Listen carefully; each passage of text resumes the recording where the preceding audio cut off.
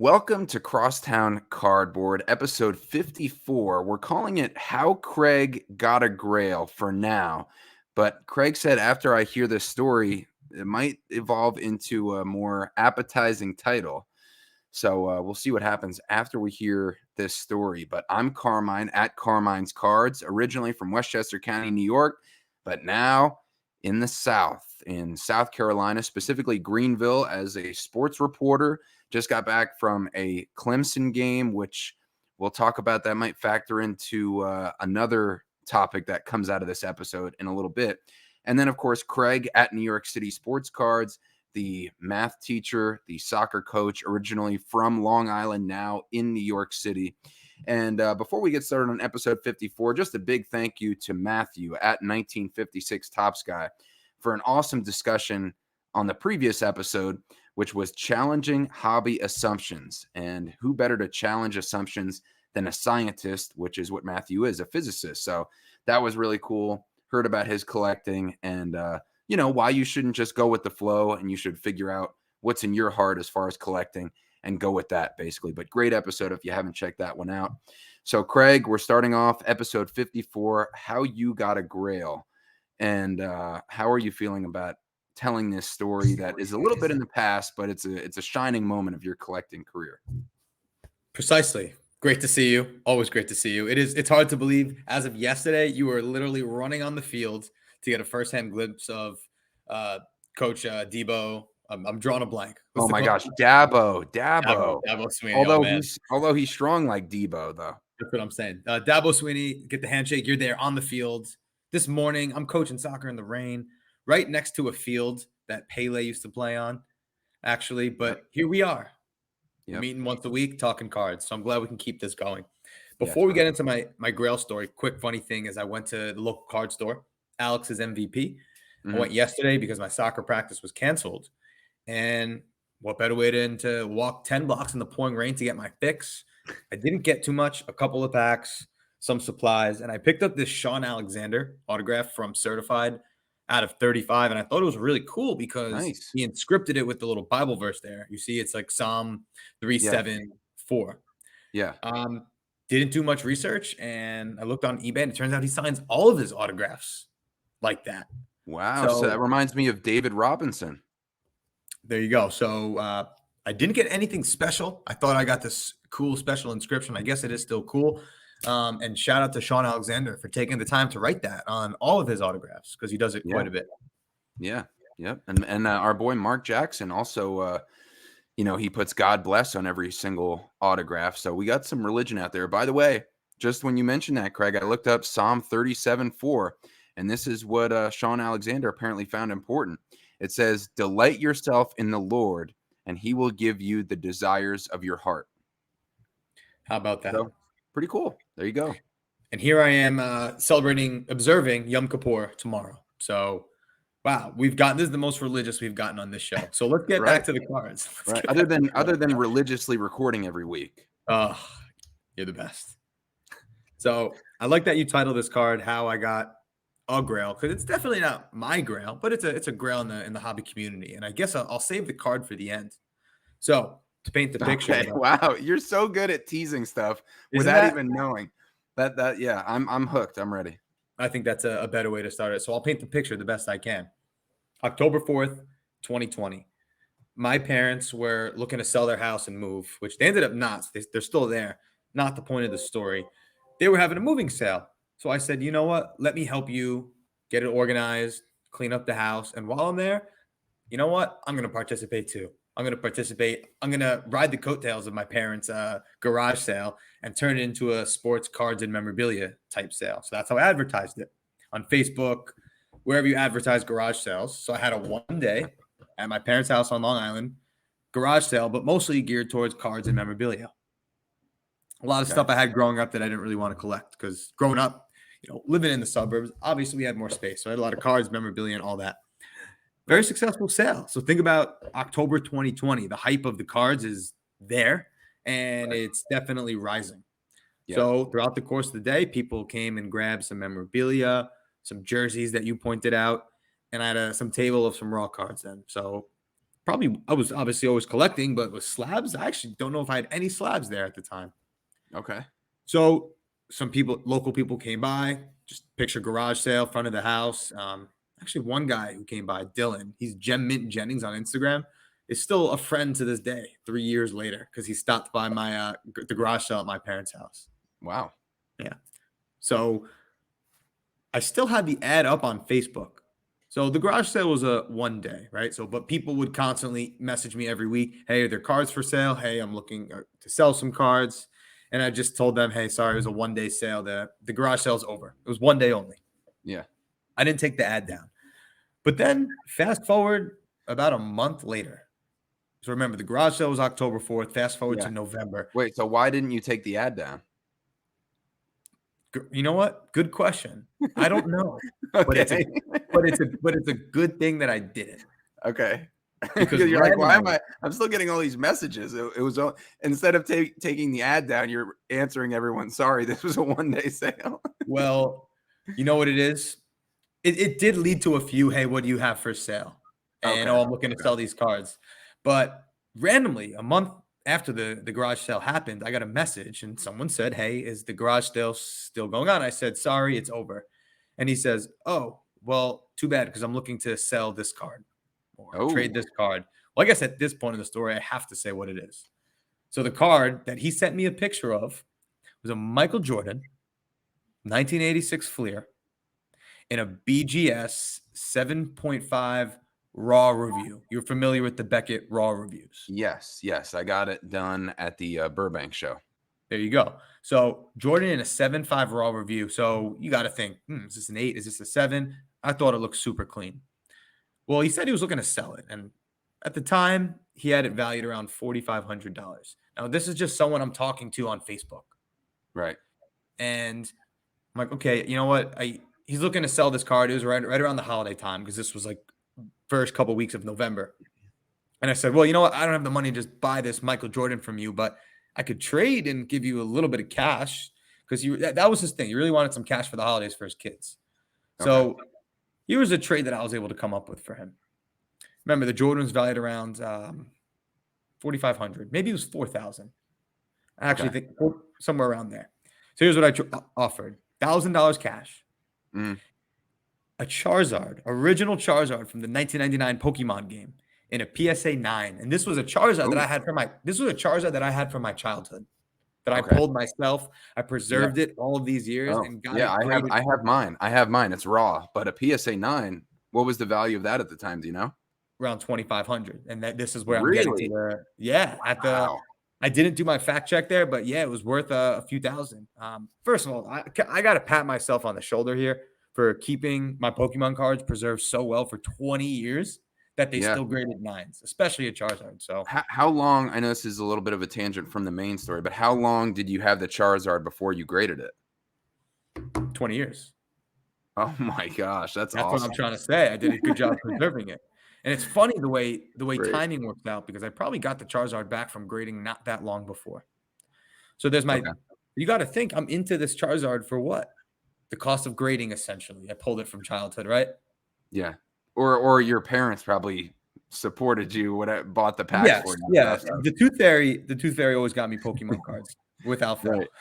Right. And I'm looking at the Charizard PSA 9, and obviously now, almost 3 years after the story you're telling.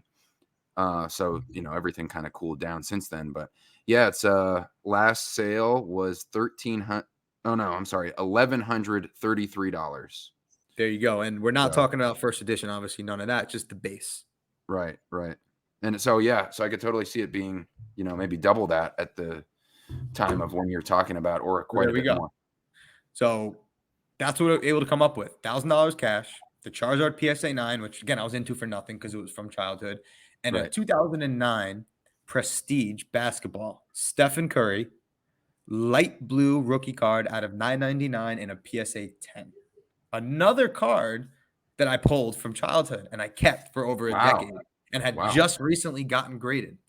So when you consider that, if you consider how much I'm trading into this Jordan, which was valued around $4,500, the $1,000 cash, Yeah. and then the Steph Curry and the Charizard, which I was into for, let's call it $50 grading. Yeah. So here I am into this Michael Jordan for, what is it, $1,000 basically. Yeah. So finally, I communicated with this guy. Chris was his name, and it was a Saturday in November. It was November 14th to be exact, because I just checked the PayPal, and I had soccer practice in the morning with my team around 11. So I caught the first train from Grand Central to Peekskill, upstate New York, on the Peekskill's Metro. right Peekskill's right next to me There you from go. where I Awesome. grew up in Ossining. That's right. Peekskill was one of our rivals. Played them in high school basketball. They were great. Beautiful, beautiful train stop. So I met this guy in the train stop. I had the two cards, the Charizard and the Steph Curry. He had the Michael Jordan Raw review. As I was there, I PayPal'd him on the spot. We shook hands. We were on our way. And How long in total were you guys together making the deal? less than 5 minutes. But it was Wow. a lovely, lovely train stop right on the water there. So Yes, the waterfront. Yes, yes. as Yep. I'm waiting for the return trip to go back to New York City to get home, drop the card back off, and then go to soccer practice to coach, I'm walking around for like 20, 30 minutes on the water, and I'm staring at this Michael Jordan 7.5 raw review, just enjoying Mother Nature and enjoying this card that I somehow went through the trouble from garage sale to Facebook to Peekskill, from my childhood Charizard, the Steph Curry that I pulled, and here I am. I never thought I would own a Michael Jordan rookie card in a 7.5, let alone good grade. Wow. That is Well, I'm getting a great picture of you because I know where you're standing, like at the right. Peekskill train stop. I've been there many times, right along the Hudson River, and it is really nice. They got the playground there, all the kids hanging out and everything, and a couple restaurants along the water and big grassy area. And I can just see you with the Michael Jordan '86 Fleer, like thinking about all the work that it took to get there, and the timing, like you said, of getting those cards Yep. back from grading. And Very usually recently. usually you don't part with cards that you got in childhood, but I mean, to get a Grail card, the current inspiration for our episode title, sometimes you have to part with some other stuff, that you care about to get something that you might value more. I would say the Charizard definitely hurt more than the Steph Curry, but I'm glad I got the deal done. And you know what a raw review looks like. So obviously, at that point, I have a decision to make. Yeah. So I took it out. I sent it to PSA. Recently, I had the whole thing with the Mbappe where I sent it in the BGS slab. This Yeah. time, I took the MJ 7.5. I took it out. I put it into a fresh card saver. Sent it to PSA. I think it was like 300 at the time. So 7.5 is going to go one of two ways. I guess more in theory, but you get the idea. Right. But we got it. Michael Jordan, 86 Fleer, card number 57 in a PSA 8. All in total, $1,350. Wow. That's awesome. I'm just that was a great thumbnail. We're trying to make the YouTube thumbnail photos for that. Yeah. So for every thumbnail opportunity, we'll have like a 2-second awkward pause when we just smile with the card we're talking about in hand. But no, that's great. That is great. I mean, And value today around 6,000 to 7,000. So obviously, wow. for Wow. what So I you're was into it. into it, What are not you that in? So long you're ago. into it 20% for 20% of what it's going for. Pretty much. My wife loves to give me a hard time though, because this did hit a peak around 20,000. So Oh, I know. I had the opportunity with this card in hand to sell it for probably 20,000, but still, you had a 20. I mean, did you ever no. get Okay, an no, offer on it? Okay. never. I never tried to sell it. It was more what the sales were, and I was so naive at the time, thinking, "Oh, this is going to keep going up. It's going to go forever." Yeah. But again, I still love to own it. It is again, I said it's a Grail. It's not my Grail because it's not like the sexiest card ever. I'm still very proud to own it. And if Yeah. we're just talking like value financially speaking, it's like the backbone of my collection. Stable, it's always holding it together. Yeah. I mean, you could argue that's on the Mount Rushmore of sports cards, like in any sport. I mean, that Yeah. you could argue. I mean, you'd probably succeed in that argument. That's definitely a pillar of the hobby, iconic sports cards. So, how do you feel like value-wise that you didn't end up selling it when it was, because I mean, when you get an important card and it becomes part of your collection, usually it doesn't leave if you have a strong tie to it. So is that one like on the market? I mean, because you're saying it's not your Grail, it's just a Grail. Is it like PC forever, or where do you land on it? Got to be PC forever at this point. Just the story alone, the one that you just heard, what I had to do to Mhm. get it, the fact that it involves some of my childhood cards as well. What would I? Yeah, it just like I said, it's like the backbone of my collection. I'll have it forever, hopefully. Yeah. I can't imagine a card I could trade this for that would have more sentimental value than this exact one. What if there was like an option? Because remember the Erling Holland rookie card we were really looking for at the National together, trying to look for the one with the RC logo on it. I remember there's like very few of those out there. Would you do something involving a valuable Erling Holland or the one you were looking for? No? No chance. Okay. No chance. It's 86 Fleer, bro. This is iconic. There's something to be said for that. Right. Yeah, I just want to And it's play a mine. little devil's advocate on you. It's kind of, I feel like I've heard people reference this before to anyone that owns a Jordan and it was like a goal. And it was never a goal of mine. I told you that person just messaged me randomly. But like Yeah. everyone's got their own story about how they got it. Like Tony and Oz talk about Yep. when they had that whole Jordan collection, they had a whole bunch of them to choose from. Yeah. And that was their story. I know they don't have it anymore, but everyone's got their story on how they got that MJ. So I'm happy to have given mine out in full detail. Yeah. No, that's great. And if anybody hasn't checked out our boys, cousin Tony and cousin Oz on the Cousins Collectibles podcast, they bring it every single week, twice a week, and got great live participation on one of their weekly episodes. And I couldn't believe the story when Oz was telling it about he's obviously the people's mailman.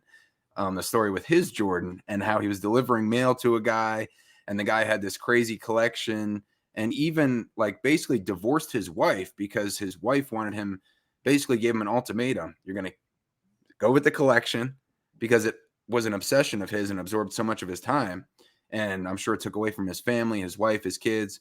She said, you're going to go with the collection or you're going to choose me. And I guess he chose the collection. Yikes. Which I'm not saying that was a good decision, and I don't know Yep. what their relationship was like at all, but it's just kind of crazy how involved some people can get in the hobby, and like to have that level. And like you said, it was almost like when you have your Pokemon on the Game Boy and you got to choose between Charmander and Bulbasaur and Squirtle, Best. with Who's the best one to choose on the count of the three? three Pokemon. Oh, you got to go with Charmander. I was gonna do I just said on the count of three. That's where we say Oh, three, two, I'm one. sorry. I'm sorry. Next time. I'm glad we didn't though, because I would have said Squirtle. Okay, you can go with But Squirtle. the water type Pokemon is the more effective, at least towards the beginning of the game when you got to play like Brock, the first gym leader. Yes, because he's got the Yes, he's got the There you rock go. Pokemon, and the fire doesn't work on him. You're right. Exactly. But then don't you go up against Misty after, and so that's water on water. I guess that's better though than Somehow, fire. you know That's what? better than going fire on water. The But Pokemon game is a lot like life. You kind of just figure it out as you go, and you find a way to make it through. yeah, and then hopefully by the end you've caught them all. But Yeah. listen, let me get back to my main. So the reason I brought up the Pokemon was because when Oz and Tony were choosing between the what did he have, like 6 or 7 or 8 different 86 MJs, Fleer Jordan rookies that this guy had, that he was offering Tony and Oz to purchase from him. And then they're like looking at all the different ones, trying to decide which one's going to grade the best. And I think theirs came back a PSA 7, if I'm not mistaken, and then they sold it. Correct. Correct. But yeah, so that is interesting, because with the 86 Fleer Jordan, usually the person who has it knows what they have, and so you have to have some type of, and real collectors have it because it's a Grail piece of any big time collector. So that is an interesting point that you make, that each Jordan acquisition to get that iconic rookie would have a cool story behind it. Yep. So there's my story, and I take it for granted sometimes. Like it's pretty sweet. I own a Jordan 86 Fleer Hmm. and an 8. For people who sling these cards left and right, it shows. Obviously, we're in different sectors of the hobby, but for me, this means a lot. I have a story, and I understand its value. Yeah. Did you ever question, because the raw review holder, is kind of like just has that fold over sticky adhesion on the BGS raw review. So it kind of seems like you might be able to. I don't know how easy it is to open that up and stick another card in It was there. old. The raw review was very old, so it came off pretty easily. But the corners look so sharp from the raw review. That's why I did it. And it worked And out. you never questioned it. You weren't nervous about it being in a raw review situation. No, I felt good. I went with my gut there. Because what is it? Is it the decade of excellence? Michael Jordan. That's a good point. That looks very similar. I remember doing my great point. I remember doing my homework about Michael Jordan rookie cards. Once you figure out how to tell the difference between a real one and a fake one, it is pretty easy. And I remember at the time, I did do a lot of homework looking into it. So yes, I felt confident I was getting something that was legit. Okay, good. I didn't know how much. I mean, I assumed with that big of a purchase, you would have done some research and gotten it. But yeah, sometimes the decade of excellence fools me too. So that's awesome. Wow, I didn't know that full story at all. There you go. So that's good. You saved it for a rainy day. Literally. Did you mean that? Is it raining where you are? Because it's been pouring for 3 days straight. It's not. Yeah. How is it up there? I mean, because I got a lot of family and friends. What was it? It was a hurricane or a just gross big rain. Storm? Gross rain. But forget about weather updates. I got card updates. Oh, okay. Finally sent the Mrs. Babe Ruth in for grading. Oh yes, the Mrs. Babe Ruth autograph card. We went authentic all the way. Oh, see, yes. I'm so glad you did that. That was a smart move. I mean, not just because I said it, but because I think that's truly the right way to go. I got good advice from. Did you watch everyone? But me, listen, also including me, including you. But you know what? You know the Golden Touch, the Golden Touch Netflix show. Okay. Did you see the first episode with the Jackie Robinson jersey? Yes. Yeah. So the guy holding that jersey, Scott, he owns the card store that I grew up going to. Okay. Oh, and this is the one that Jackie Robinson wore in a game, correct? Yeah. And if you watch the Netflix Golden show, it's being filmed in the shop that I would go to growing up.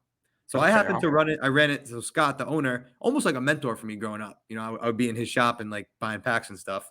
I ran into him at a show recently, and he did give me the same advice. And I trust he's an expert at what he does. There's a reason he's over there holding a multi-million-dollar Jackie Robinson jersey.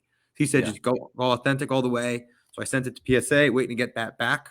All I need what was his reasoning about authentic all the way? Because when a few episodes ago, and if you want to rehash the whole thing and watch that over again, anybody watching or listening, we went through. Craig got a Mrs. Babe Ruth autograph on a Babe Ruth card. So Babe Ruth's wife, autographed the card, and we were discussing how you should go about grading it. Should you get the card and the autograph graded, number wise? Might come back a PSA 4 with a PSA 7 auto and that kind of thing. So what did he do? Because my thought was do authentic card, authentic auto, because as long as it's authentic, you can visually see the condition. And those older cards are hard to get graded. What was it, mid-60s Babe Ruth card? 62, so it was post-playing days. Okay. And so what did he do to convince you to go authentic? Well, I was leaning that way anyway. He just said that collectors of that card aren't really going to care what the grade is. They just want to know that it's real. And he looked at it right away. He's like, it's real. Trust me, it's real. That's not what you have to worry about. So now I'm just going to get that slabbed up, and we'll see what happens from there. Great. What do you think the value is on that? I don't know. That's tough to tell, right? Very tough to tell. Any other Mrs. Babe Ruth? Anywhere between 500 and 1,500 ballpark, let's say. Okay. But it's like kind of one of a kind. So something like that, you never know. That's great. That's great. Cool. I can't wait to get that back, or for you to get that back.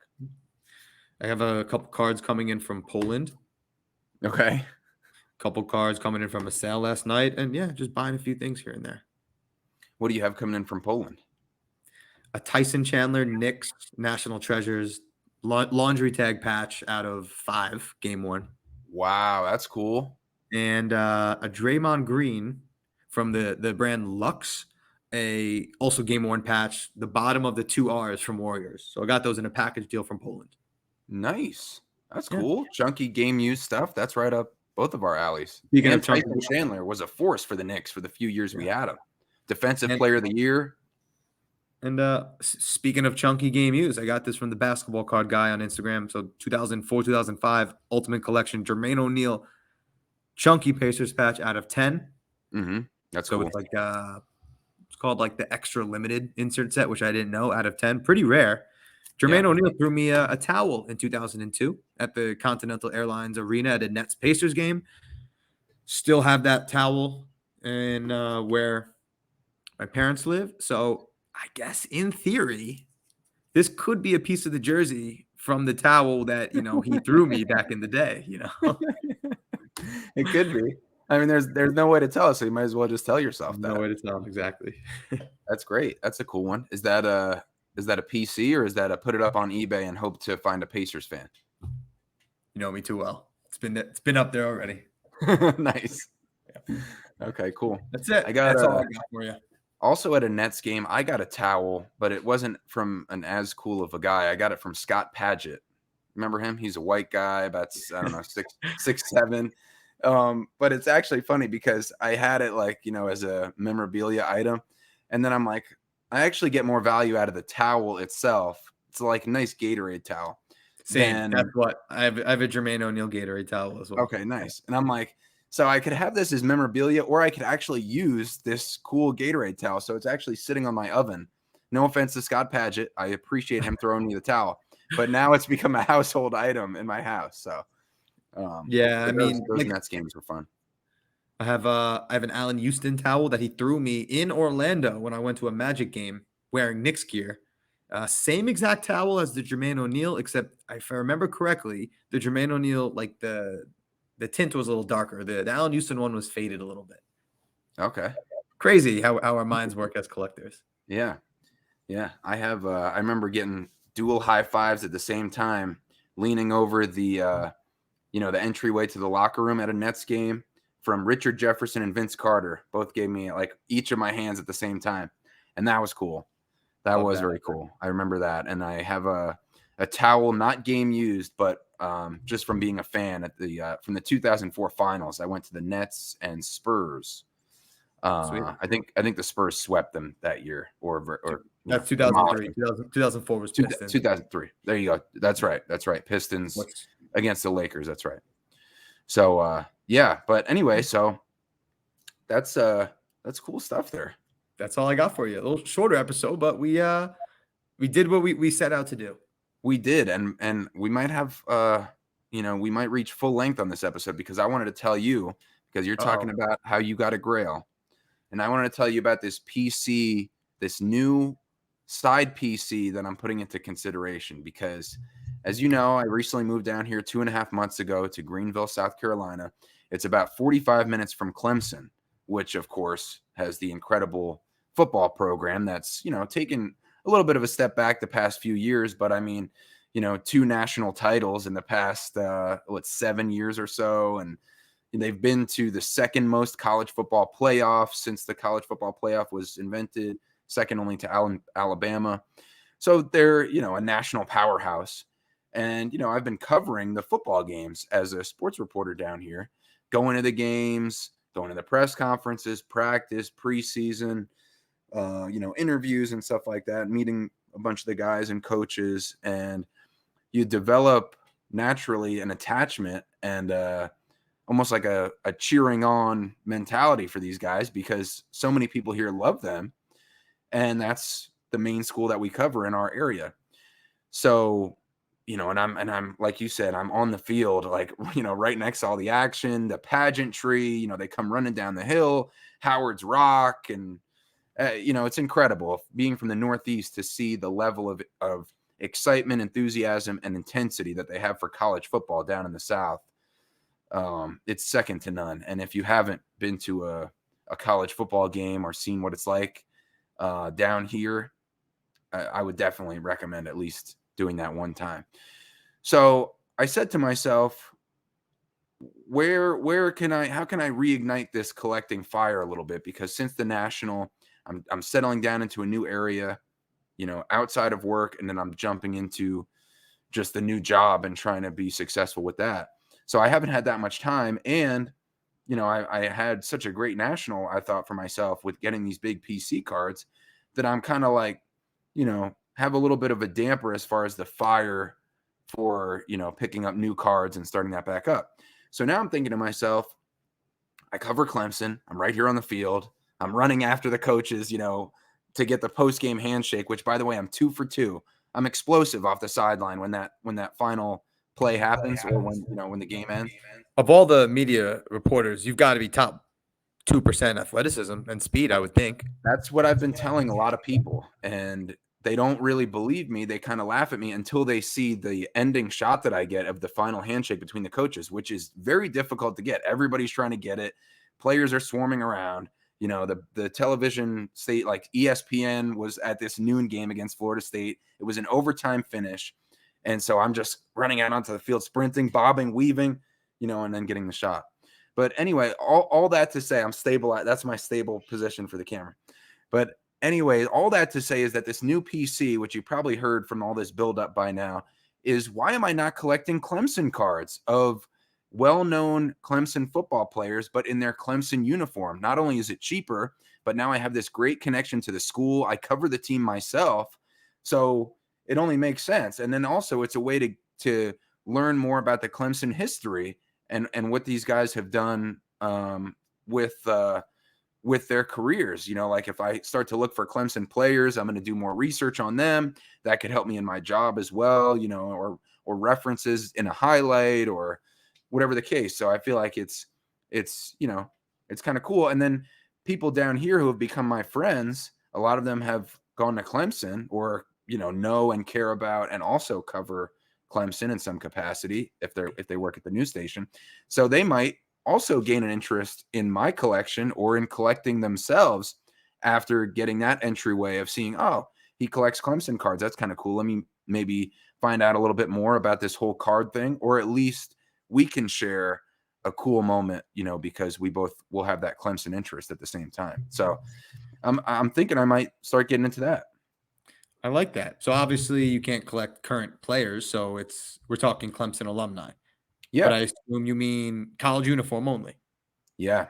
Yeah. So it'll be cheap, They like make Trevor Yeah, you Lawrence, could way more Travis affordable. Etienne, Deshaun Watson, Taj Boyd, They make they make the DeAndre Panini, Hopkins. yeah, and they make the Panini collegiate products. I think that I'm trying to think what other collegiate products there are, but a lot cheaper, a lot more affordable to buy them in the college uniform, but you have the attachment to it. So that sounds like a win-win for you. You learn more about the history of the program as you're already immersed into it. I like it. Right. I Right. like it.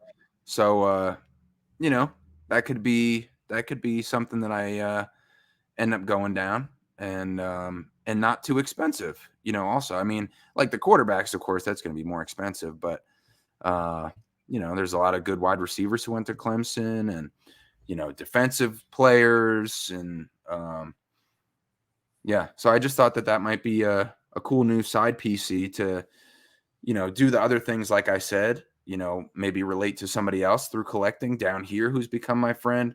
Cheap way to collect, reignite my fire for picking up new cards and stuff like that. So if anybody is looking to sell or move or trade Clemson cards, specifically on card autographs, game used patches, definitely hit me up at Carmine's Cards because I think that could be a fun deal, and I didn't really realize how much of a Clemson fan I was becoming until that first game against Duke when they lost. They were ranked 9th in the country and Duke beat them, and all the heartbreaking plays that Clemson had to lose that game. They had a field goal blocked, then they had 2 consecutive fumbles inside the 10-yard line. So they're about to score. And I saw something that said that's the only time in Dabo Swinney's 15 years at Clemson that his team has fumbled twice inside the 10-yard line in the same game. So that was heartbreaking. They had a tipped interception, and then they had a targeting call that was enforced after a turnover. They turned the ball over on 4th down. But anyway, I was so emotionally invested in that game. And that was my first game since covering Clemson that I watched them play in. So I had this like way bigger attachment than what I realized to their success. And So now it's just been a few more weeks since then. They almost beat Florida State, which was ranked number 4 in the country, lost in overtime. Really should have won that game, but you know, and I just said to myself, now why am I not? I'm already invested or all in, as Coach Dabo Sweeney would say. So why am I not, going down the collecting realm with this? And I just thought it would be a natural new PC to consider starting up. Very passionate. I could hear it.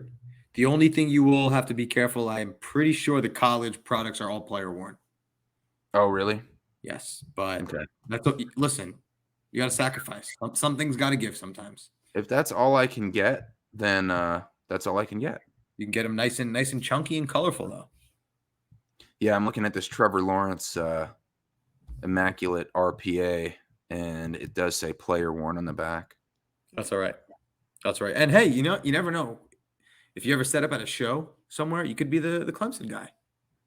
That's true. And also that would play down here, at some of the nearby shows that I have not been to yet, but I heard the Nashville show is really good. That's not incredibly far from me. Charlotte's only an hour and a half, and then me and you are planning on going to Culture Collision in Atlanta, which we keep trying to hold ourselves accountable to by putting out publicly on the airwaves. I think going at this point is way more realistic than setting up.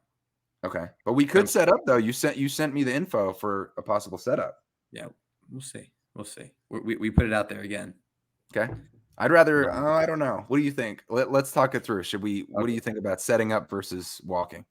I like the flexibility of walking. Okay.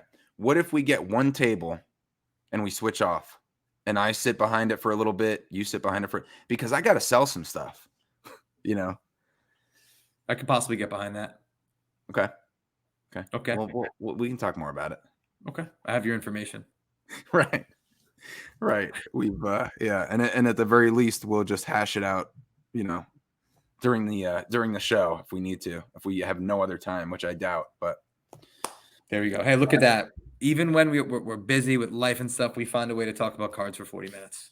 Yes, sir. And I know you got to run for more soccer stuff, but wow, that Dolphins running back today had 47 fantasy points. Unbelievable. And the other one had 50, I think. Because like I was telling you, the Dolphins, they scored 70 points, and 2 of their running backs had 4 touchdowns apiece. That's got to be an NFL first. That for two running backs to each have 4 touchdowns on the same team. Pretty cool. All right. And the Colts, I'm repping Peyton Manning, who's another guy who I like. He's here in the background. If you're watching on YouTube, one of his autographs. Gardner Minshew with the win in overtime over the Ravens. Right on. Look at that. And young quarterbacks. I don't want to talk about that. What's your take? We can got a couple more minutes. Oh no, that's just not part of the hobby you and I are in. It's it's all very like gambling based, but yes. Not for us. So I don't watch enough to even pass judgment on it. All I know is that Sam Howell threw 4 interceptions today, and that stinks for anyone who is holding those cards because someone's gonna lose. That's that. Yep. And good for people who had the Bills defense like me and you in fantasy. 31 points for me. On the bench for me. Oh, that's right. Can't win them all. All right. Until next time. All right, bro. Peace.